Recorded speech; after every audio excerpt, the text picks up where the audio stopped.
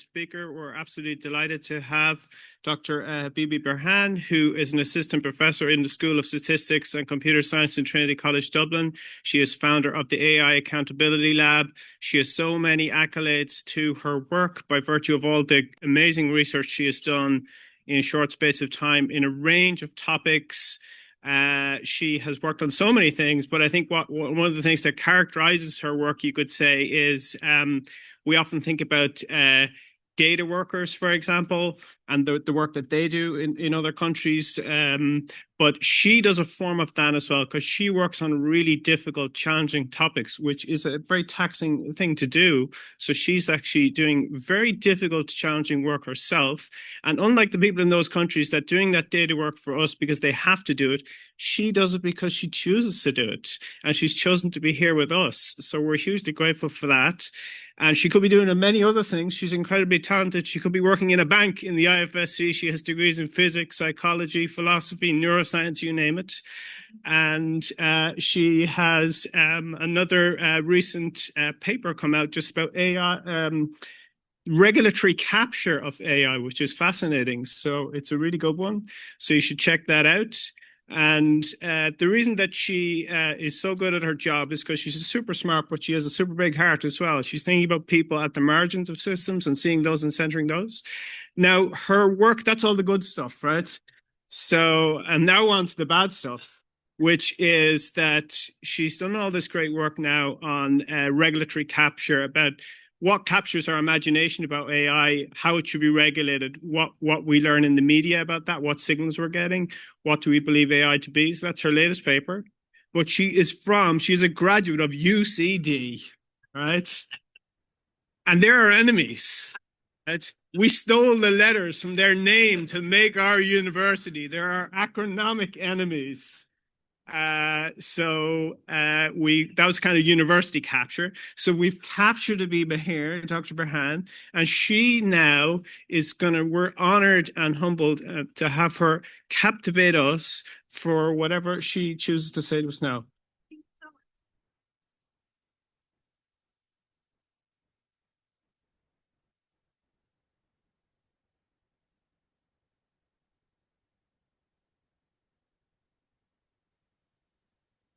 Thank you. Thanks so much for such a heartwarming introduction.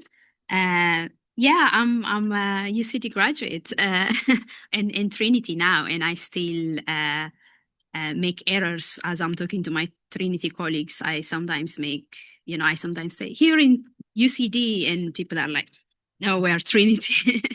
So it's a great pleasure to be here to talk to you to discuss generative AI and the education system for the next 45 minutes or so. So the next 45 minutes or so is structured as follows.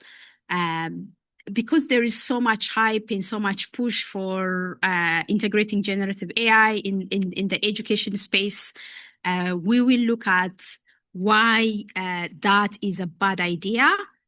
We will look at some empirical evidence that examines some of the claims made by big tech corporations and AI vendors.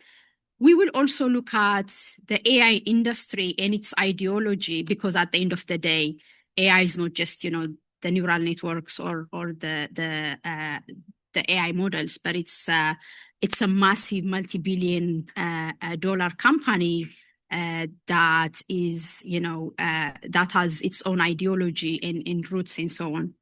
So it's really important to ensure that we don't separate the technology from the socio-technical and from the societal downstream impacts. And we will then conclude with something positive towards the end. So that's the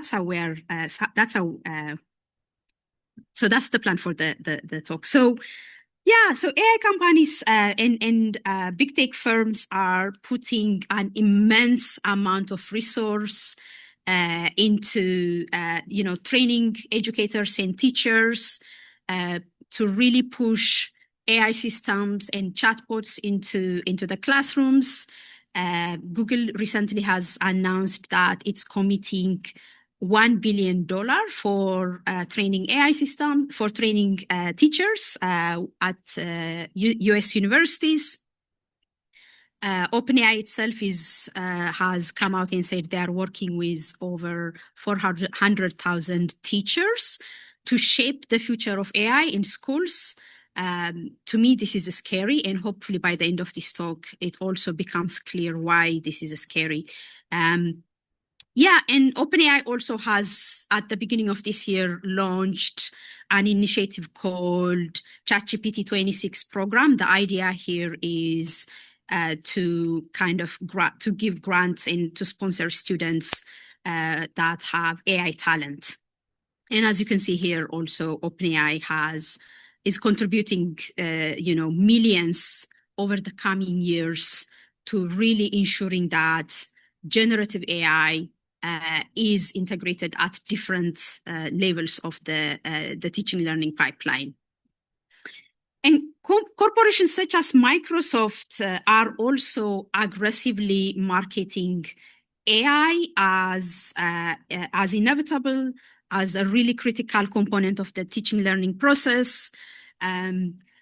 Google also has various initiatives, including, generative AI for educators. They provide various courses to train students, educators, and so on how to use generative AI systems. OpenAI itself has, again, as you can see in the example, has put a lot of, resources and effort into bringing generative AI into campuses at scale. So all this amounts to really the push for ensuring generative AI becomes a core infrastructure in the education system. And I mean, this is not a secret. As you can see, a representative from OpenAI has actually come out and said this specifically. So before we resume with the rest of the talk, just a couple of declarations and clarifications. One, on what type of AI we are talking about, because AI is, a huge range of tools. It's a blanket term that encompasses, from chess playing systems or game playing systems like AlphaGo to protein predictors like, those AlphaFold developed by DeepMind. Even search engines, our social media feed, for example, is curated by AI systems. So AI is a wide range of things. But in this case, we really are, most of the focus for this talk is really generative AI.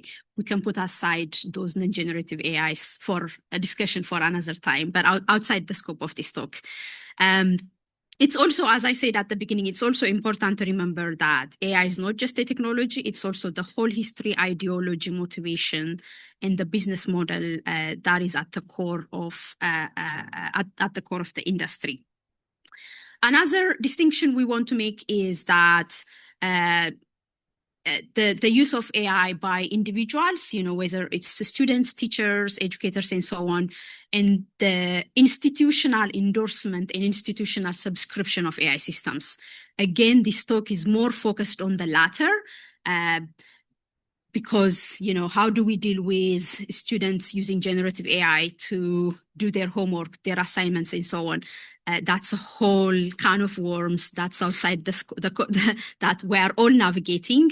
But again, we'll put that aside because one, it really varies, for what type of research. Are they using it to generate data, to write essays, to generate code? And all these different tasks have, different potentials and different issues.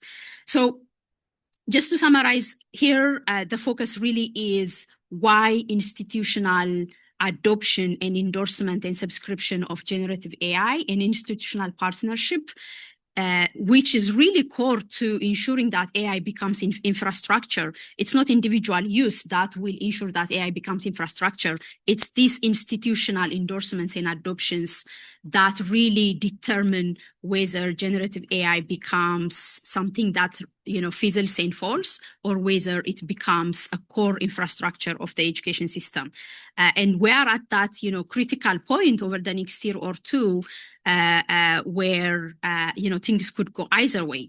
And, generative AI becomes infrastructure means, it becomes part of the system. So it's something that then governments have to subsidize, and governments have invested interest in sustaining and maintaining it.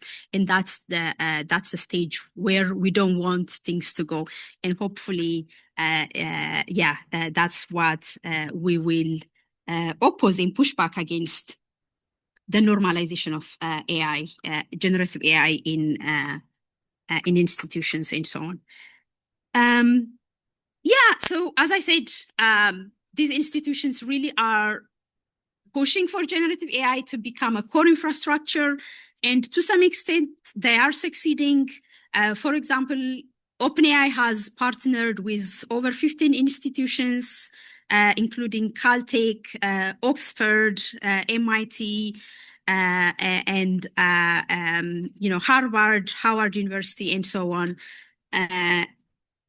And the reason that is often, provided for why generative AI is important, or why, in fact, we can't do education without generative AI, is often not based on any substantial study or empirical evidence. Most of it is really driven by marketing hype and intuitions and vibes, rather than any substantial evidence. So as you can see here, Google, for example, claims that the use of generative AI in the education space saves everybody time, save time on every tasks. It provides personalized instructions. We'll come back to what personalization amounts to in a few slides. And in their Google for Education webpage, they claim that the use of generative AI supercharges productivity. And also generative AI is, as I said, often presented as something inevitable. The adoption is something inevitable, something, the technology is here, whether we like it or not, it's going to become the norm. So this is according to a white paper that was sponsored by Microsoft, where the claim here is the inevitability of AI adoption. And a couple of researchers have actually looked at why universities, or the reason, the justification that universities provide in their guidelines and policies for the adoption of generative AI. And they have identified these 9 recurring themes.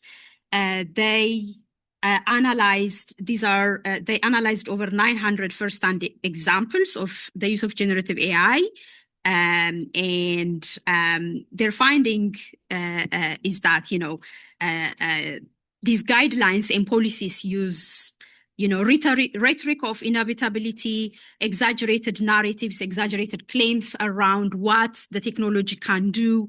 And there is a sparse comparison of intelligence, anthropomorphization of the technology. This is presenting generative AI as if, it's on a par with human reasoning. Sometimes even claims are made that, this system is exceeding, human reasoning in X domains and in Y domains. There is also a lot of ethics and critical washing, wishful thinking, and uncertain feasibility. And generative AI, again, is presented as something that's indispensable, and the list goes on. We see that this is supported by empirical evidence. And in this work, what they did was they looked at why university students use generative AI. And what they found was that,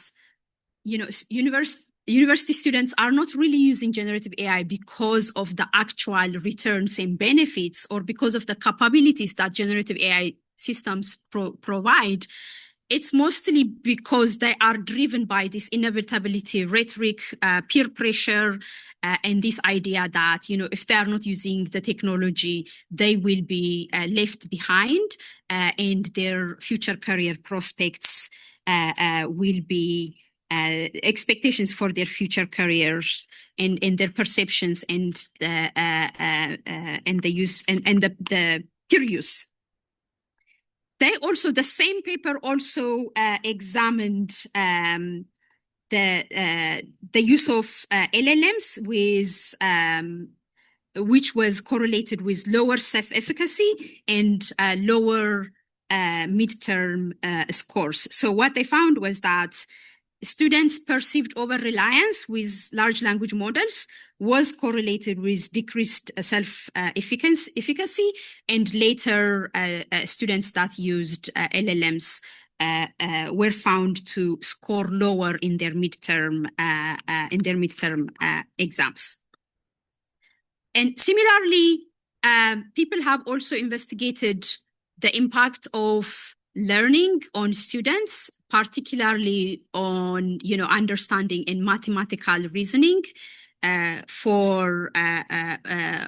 on students, on high school students. This study consisted about 1,000 high school students in Turkey, and the core objective here is to impact the use of generative AI, particularly using GPT-4 on mathematical problem solving. So they had two phases in the experiment. In the first phase, the group was again subdivided. Some of them received access to standard chat interfaces based on GPT-4, and some of them had access to specialized chat interface built on GPT-4 called GPT Tutor, and the other group had no access to generative AI resources at all. And in phase 2, all access to all resources in generative AI was taken from the students, and they were asked to complete problems. They were asked to complete an exam on their own without any access to any resources. And as you can see here, that in the initial phase, students that had support of generative AI outperformed. But in fact, in a later phase, when all access to generative AI was taken away, students that had access to GPT-4 performed lower, scored worse than those that didn't have any access to technology. So the key takeaway here is that these technologies are creating dependency and really inhibiting long-term learning, at least in this particular case in mathematical reasoning, rather than equipping students with in-depth knowledge and learning. So one more study here, what they looked at is the effect of using generative AI on on learning motivation, learning process, and performance. This is again another large study containing 117 university students. They had different conditions where in some cases they had the aid of ChatGPT, which is referred as the AI group. In other cases, they had the group chat with human experts. In the third group, they had writing analytics tools. In the fourth group had no extra tool at all. And what they wanted to measure was how these different groups perform in knowledge transfer, in knowledge gain. And the core finding here is that there was no difference at all in knowledge gain and knowledge transfer between those that had different tools with the AI group, those that had chat with human experts and so on, and those that didn't have any extra tool at all. So again, the key takeaway, but in fact, the other main takeaway here is that ChatGPT may actually promote, learners' dependence on the technology and potentially trigger metacognitive laziness. So there is actually no knowledge gain, or there is no knowledge transfer, but there is only the risk of developing dependency on the technology and leading to metacognitive laziness. The impact of critical thinking in the use of generative AI is also a very well studied phenomena. It is known, the use of generative AI is known to diminish independent problem solving and critical skills. This is one of the studies that you can look at. Here, what they did was survey over 300 knowledge workers, and they analyzed over 900 first-hand examples of using generative AI in work tasks. And their finding, the main conclusion here is that higher confidence in generative AI is associated with less critical thinking. And the conclusion here is that the use of generative AI shifts attention and the nature of critical thinking towards information verification, resource integration, and task stewardship. So instead of really thinking for yourself, instead of developing your critical thinking, according to their findings, what ends up happening is that we end up kind of verifying and babysitting and checking the validity of the AI output itself, with the conclusion that the use of generative AI inhibits critical thinking. All these slides will be with the conference organizers, and they can give you a PDF version, and there is links to all the papers and all the articles for anybody who wants to read a bit more and follow up. And these are just sample studies to illustrate some of the empirical work that has been done. There is, again, hundreds of papers that are coming out that are adding to this pile of empirical evidence, and these are not just the only ones.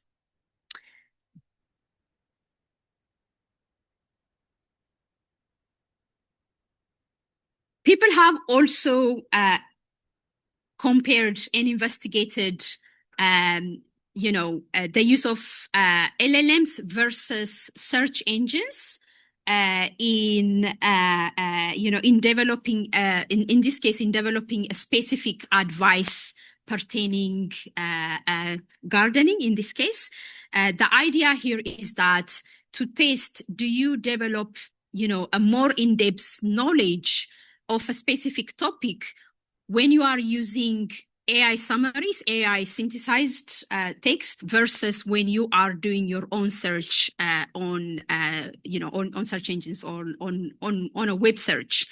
Again, this is a big study. They had over 1,000 participants that were asked to write a piece of advice for a friend about how to plant a vegetable garden. They executed a total 7 experiments. And the finding here is that individuals that rely on LLM synthesis or on generative AI end up, drafting a much shallower advice according to the following criteria.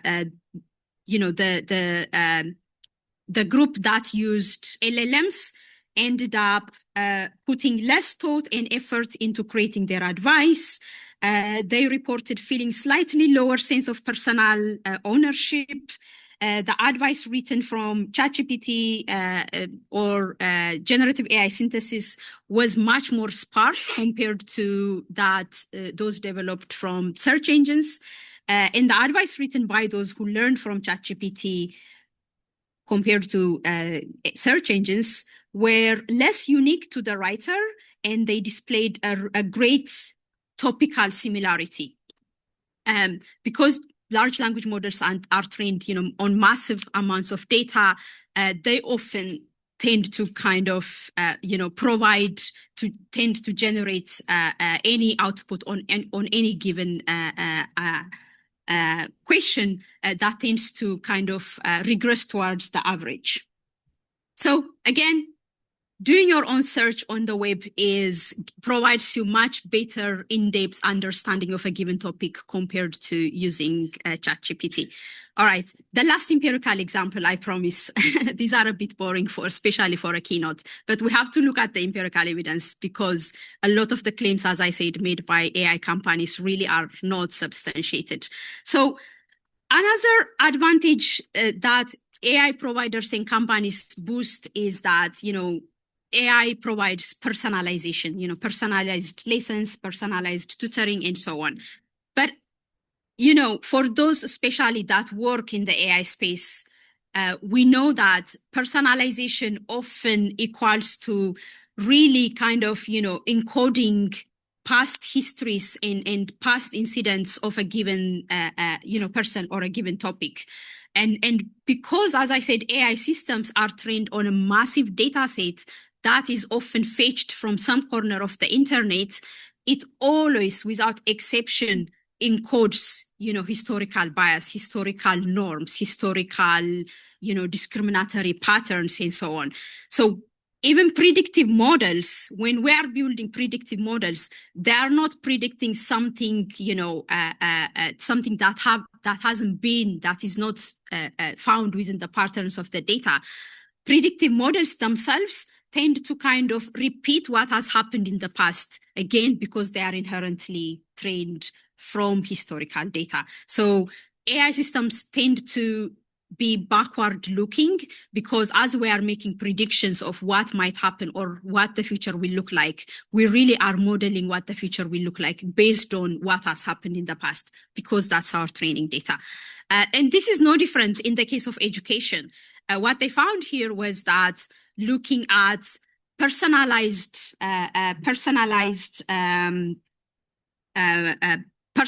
lesson plans for different groups of students. So in this case, LLMs were prompted to provide a score and to provide feedback based on a student's writing samples. And the student samples also had a varying description of the student or what the student is said to have written in a passage while holding the writing passage constant. So the passage might look like, this passage was written by a 7th grade white girl who attends an inner city school and receives free lunch. And the core finding here is that the LLMs really encoded these implicit biases and ended up, assigning lower scores when students are said to have attended inner schools, or when students when the student description says that they prefer rap music. Again, really kind of encoding and exacerbating. I really want to emphasize that all AI systems, this has been known for years and years. And the fact that AI systems encode and exacerbate all kinds of gender, racist, ableist, homophobic, transphobic bias, this is not a problem that is solved. This is a problem even existing state-of-the-art models still exhibit. It's just that we have, over the past 2 years, we have really been taken by massive hype machine. We have just put those issues aside, but these issues really persist. So that's the...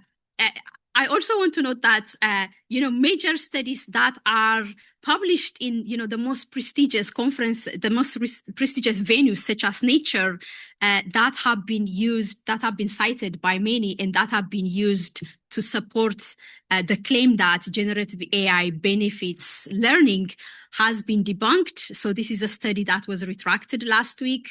Most of you probably, given that you work in the education and technology space, you probably have seen this debacle.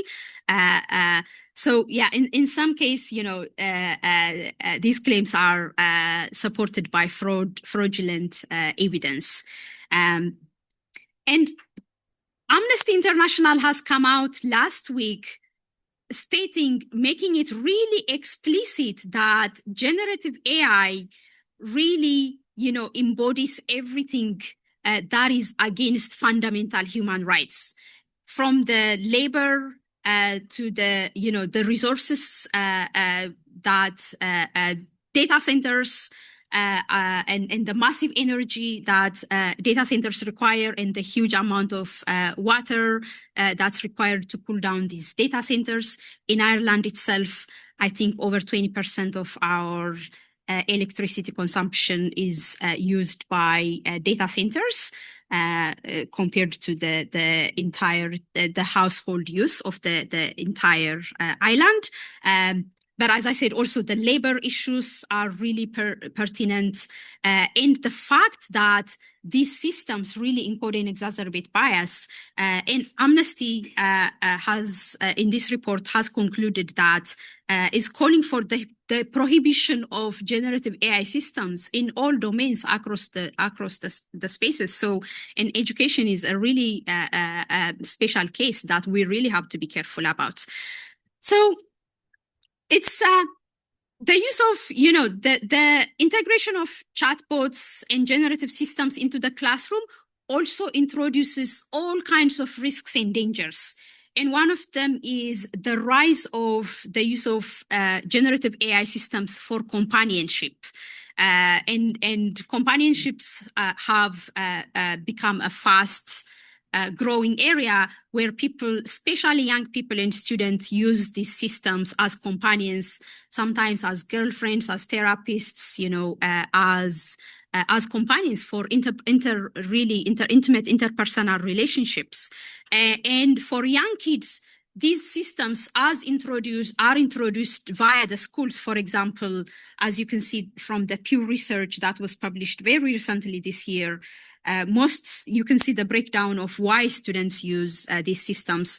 It's to search information, to get help with homework, for fun entertainment, and so on. And in fact, Adam Rain, the teenager who took himself after given, line-by-line instruction from ChatGPT on how to commit suicide, initially came across ChatGPT as he was using it for homeworks. Show of hands if you are familiar with the case of Adam Rain. Okay, I'm preaching to the choir. As I said, AI chatbots and the use of AIs for companions is a very fast-growing industry. It's coming prominent very quick. And with that, you also see a rise of incidents, pertaining self-harm, in some cases even deaths. Here's the latest incident from one of the incident databases. This is not, the only conclusive database also, but this is one of the AI chatbot incident database. You can see that so far we have recorded 23 deaths, and out of all the 95 incidents regarding the use of chatbots that have so far recorded, a big proportion of it is actually regarding minors. 36 out of 95 is harms that affect minors. And as you can see, as the use of chatbots is growing, so are the number of incidents that we are encountering, from none in 2020, 21, 22 to, a huge proportion over the last year and some this year. So we have said so much about why we shouldn't really bring at least institutional endorsement of technology into the classroom. It's also important to say that, it's also important to ask the question, what is education that we need generative AI for? And my go-to is, Paulo Freire, where, education is the foundation, is for the student to come to feel like the master of her own thinking. Education is a thoroughly complex, relational, and interpersonal human endeavor. When I'm writing when I'm writing an essay, I'm not just like, writing, words on a piece of paper or typing on my keyboard. It's a way also for me to articulate my reflection, my thoughts. So writing, especially in this specific case, is not just generating words. It's learning, it's reflecting. In the classroom is not just this transactional space where where the student comes, gains knowledge, and lives, but rather it's a dynamic, dialogical, interactional space where love, trust, empathy, care, and humility are supposed to be fostered and mutually cultivated. So it's more than this knowledge transaction. It's a space where we learn dialogically from each other. And again, I won't lecture on education, given that you are all much domain experts in this space. But what I want to emphasize here is that like the core values of education that we want to cultivate and foster are not things that we can datafy, that we can encode, that we can build AI models from, because these are things that defy datafication, because these are complex historical and interactional affairs that simply cannot be captured by data, no matter how fine-grained your proxies are. So therefore, at the core of education, these are the values we cultivate. And some people, might say that, but that's the idealistic version of education. We don't have that. What we have is like really under-resourced educators and students that have, course overload, that have to get things done and so on. But this is no reason, this is no excuse to aspire for something even shittier, which is the use of generative AI. We can actually aspire for something better.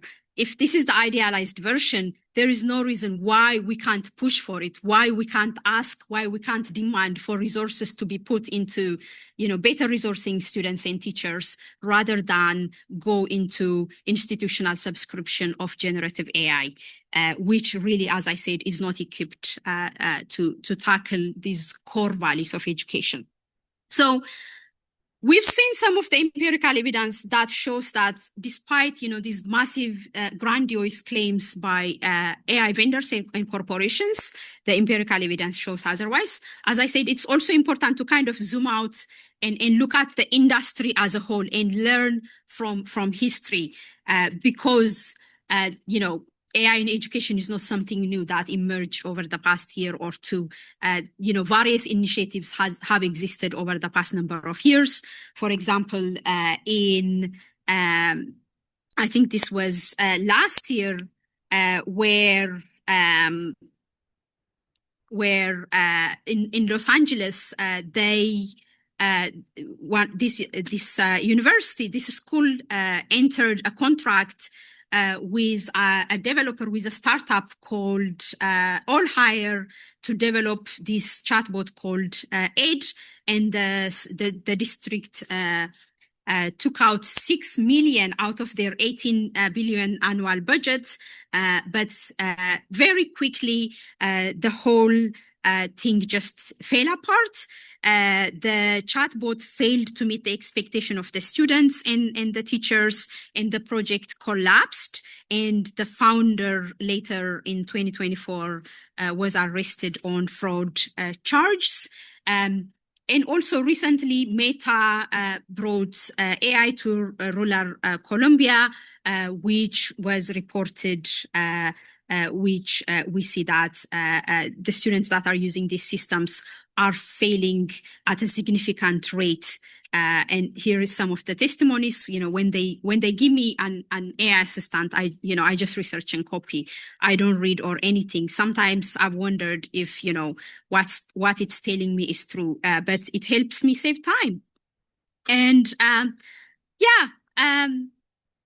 mean, the people behind these, multi-billion-dollar companies, it's also important to look at what they do, not what they say. Because in 2016, Mark Zuckerberg and his wife opened a tuition-free primary school that was supposed to serve low-income families and people of color so that they can have greater access to education, healthcare, and other social services. But last year or a couple of years ago, the entire initiative was closed down, and Zuckerberg cites that it's lack of funding that is forcing them to shut it down. This is coming from one of the wealthiest corporations in the entire world.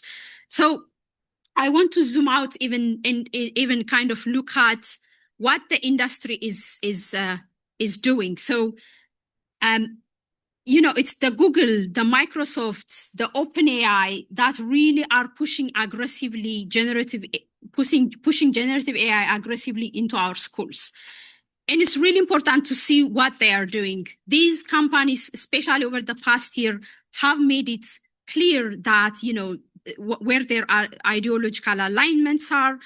We see, numerous charges where Google, for example, is hit with a lawsuit over data collection in schools. Another lawsuit where Google paid, 30 million settlement over children's YouTube data. Microsoft has a track record of retaliation against their own employees that are critical, that are, pushing back against the use of the technology to power genocide. And Meta, again, is actively retaliating people that criticize, the corporation itself. OpenAI itself demanded, when during Adam Rain, this is the teenager that committed suicide after given instruction by OpenAI, they demanded that, the families provide, attendees of the burial memorial. This is kind of an intimidation. So seeing that these are the companies that really are pushing generative AI, it's really important to question at the end of the day for them, it really is a business. It's really profit maximizing, which really is the opposite of what education is, which is a collective responsibility. And we've been saying for years that, the AI industry is really aligned with extreme right-wing ideology. But the inauguration of Trump last year and this picture, most of you probably have seen. Show of hands if you've seen this. I'm very happy with this crowd.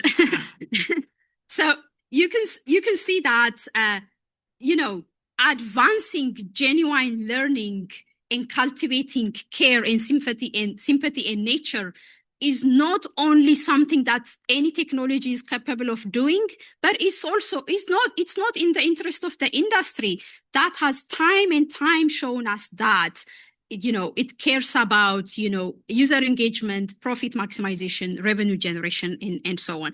So this is why, the institutionalization of generative AI and the idea of generative AI becoming a core infrastructure of education really amounts to the commercialization of collective responsibility. And this amounts to, as I said, outsourcing, social, civic, and democratic processes, which, as we've seen, major tech companies are really against or on the opposite side of.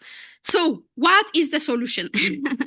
So, this is not a talk about the solution, and we can talk the conversation somewhere else, or we can chat later about other types of AI systems and the various uses for different, parts of the research pipeline.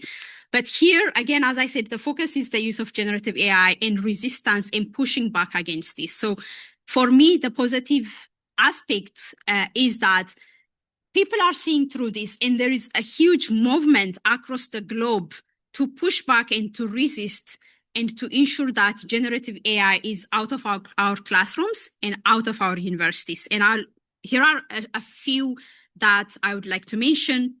This year, the Oberlin students came out with this fabulous hand typed letter saying that they reject their university's the Year of AI Exploration proposal. Scholars like Olivia Guest have been assembling resources on, how to engage AI literacy critically.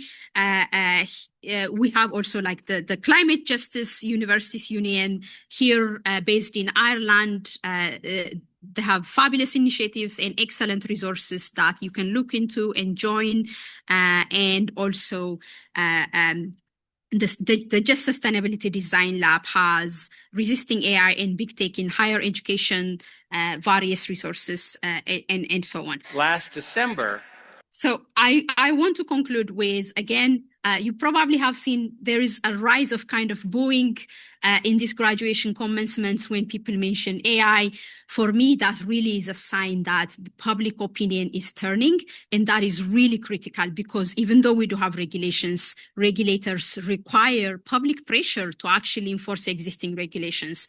And the AI battle is just as much an ideological battle, and battle for public attention, and battle for controlling the narrative, existing narrative in the media of, what people know about AI. So for me, winning that battle is really critical to ensuring that, we maintain a healthy educational environment. So I leave you with one of the clips where we see the former CEO of Google gives a speech at a graduation conference. Last December, Time magazine selected its Person of the Year for 2025. And this time, it was the architects of artificial intelligence. Interesting.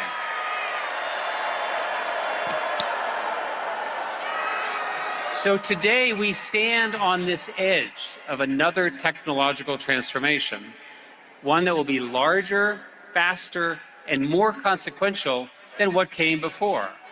It will touch every profession, every classroom, every hospital, every laboratory, every person, and every relationship you have. I know what many of you are feeling about that. I can hear you. There is a fear.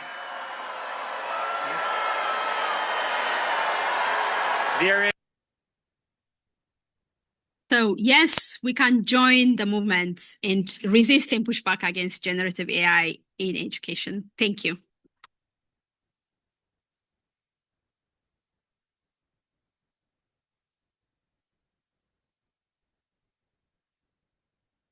Thank you so much indeed, Dr. Birhane. So we have time for a couple of questions. That was a really incredible and rich, invigorating talk. There was so much packed in there. So we have time for a couple of quick questions, please. And please put your hand up if you'd like to ask a question, and myself and Petra will give you a mic.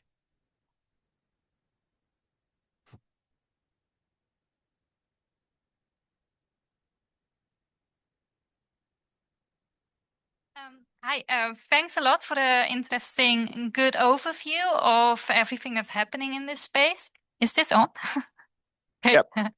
I do have a question which is maybe a bit controversial, but I'm just wondering about it because you've showed a lot of interesting empirical evidence where the question is raised whether AI is actually beneficial. Actually, it was obviously empirically proven that it's not beneficial for education, and especially that one paper that was retracted from Nature. Just to counterbalance or to make up the balances, how do you know, do you have a bit of an overview of how many papers are still out there that do advocate for the benefits of AI within education? Is there still a large body of literature that is advocating pro AI in education? That's my question, basically. Yeah, great question. There are a number of recent studies, because I did a little bit of research in preparation for this, but I ended up excluding most of it. There are a number of papers that are coming out that are doing kind of map the landscape of what exists and what is being written about generative AI and potentials and limitations and disadvantages and so on. And to summarize the pattern, what you see is that there is more and more, especially over the past 2 years, being written about the harms and the limitations compared to the advantages and potentials. So yes, the literature is mixed out there,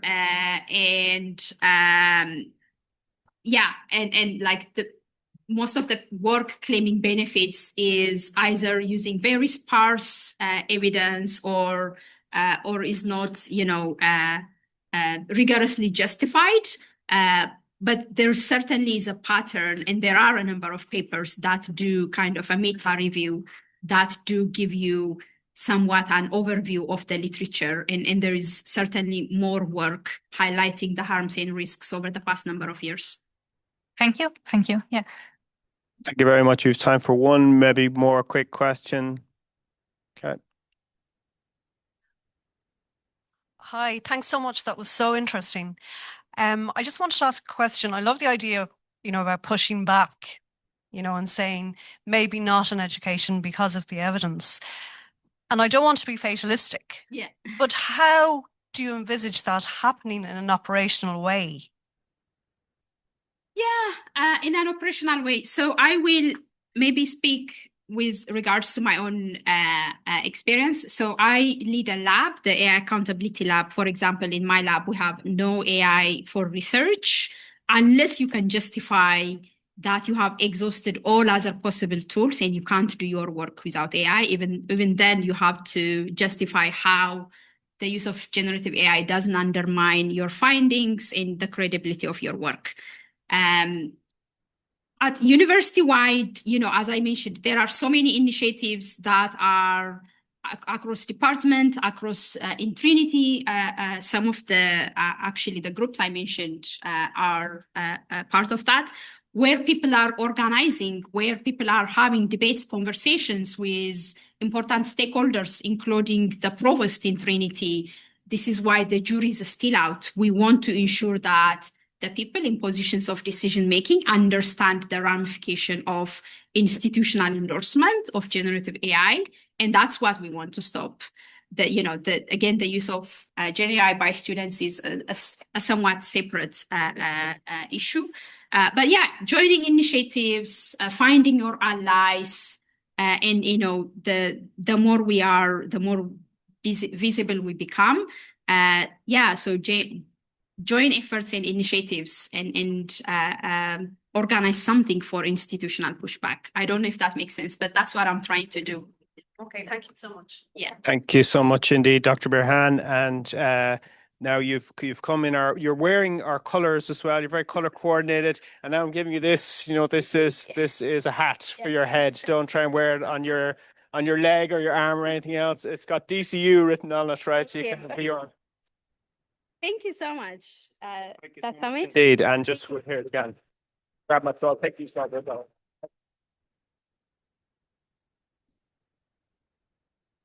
Thank you very much.